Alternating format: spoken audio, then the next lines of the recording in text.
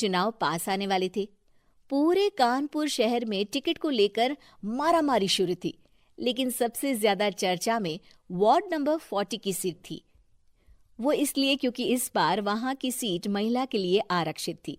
अब सवाल ये था कि चुनाव लड़ेगा कौन। इससे पहले ठाकुर साहब वहां से पार्षद थे और इस बार उन्होंने अपनी पत्नी सीमा ठाकुर को टिकट दिलवाई और ठाकुर साहब की शान के कारण सीमा जी ने 20,000 वोटों से चुनाव जीत लिया। अरे बधाई हो सीमा भाभी, अब तो आप वार्ड की पार्षद बन गई हैं। अब तो हमारे काम आप ही करवाएंगी। अरे ये तो सिर्फ नाम की पार्षद बनी है, वो तो महिला सीट आ गई, वरना पार्षद तो मुझे ही बनना था। अब भले ही चेहरा इसका होगा लेकिन पावर तो मेरी ही होगी। अरे वाह भाई साहब, क्या दिमाग लगाया है आपने भी। आइए आप लोग, खाना लगा दिया है सबके लिए। सीमा जी पार्षद बन चुकी थीं, फिर भी उनकी एक ना चलती। सारे काम ठाकुर साहब खुद ही संभाल लेते और जहां जरूरत पड़ती वहां सीमा जी का अंगूठा लगवा लेते। सीमा जी ज्यादा पढ़ी लिखी भी नहीं थी। एक दिन ठाकुर साहब और सीमा एक प्रोग्राम में जाते हैं। अरे ठाकुर साहब आप आ गए। ओहो, पार्षद मैडम भी आ गई हैं। स्वागत है आप दोनों का। लगता है हमारे पार्षद फंड का सही इस्तेमाल हो रहा है।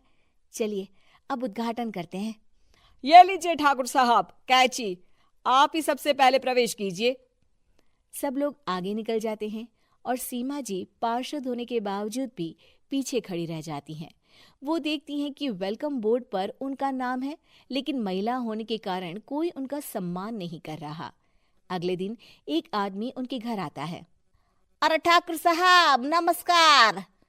कल ना हम नोटिस किए कि हमारा घर तो अवैध है और नगर निगम वाले उसे तोड़ने आ रहे हैं।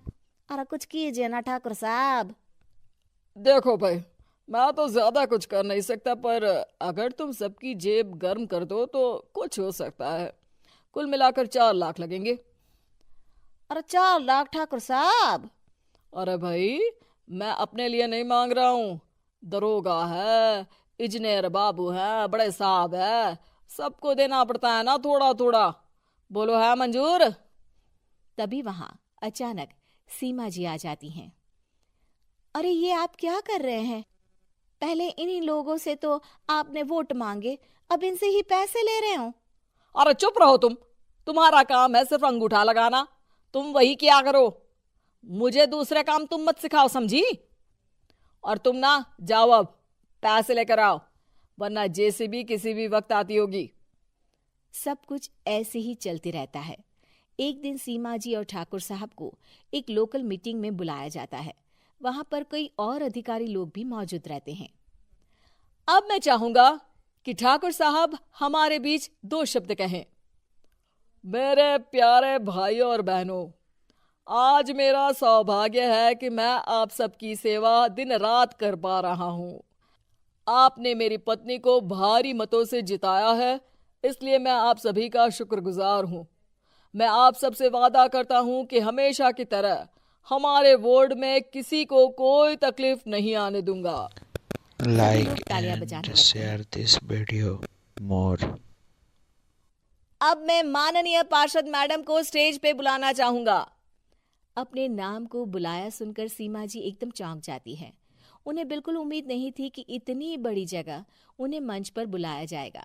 जैसे तैसे वो मंच पर चढ़ती हैं। ऊपर जाते ही सीमा जी को सारी पुरानी बातें याद आ जाती हैं कि किस तरह उनके पति उन्हें कभी भी आगे बढ़ने नहीं देते और उनके नाम से गलत काम करते हैं। वो बोलने लगती हैं। मैं आपके वार्ड की पार्षद सीमा हूँ। आप में से बहुत कम लोग ही मुझे जानते होंगे, क्योंकि इससे पहले मुझे कभी ऐसा मौका ही नहीं मिला। सारे मौके मेरे पार्षद पति यानी आपके ठाकुर साहब ही लेते रहे, लेकिन आज ये मौका मुझे मिला है तो मैं इसे ऐसे ही नहीं जाने दूंगी।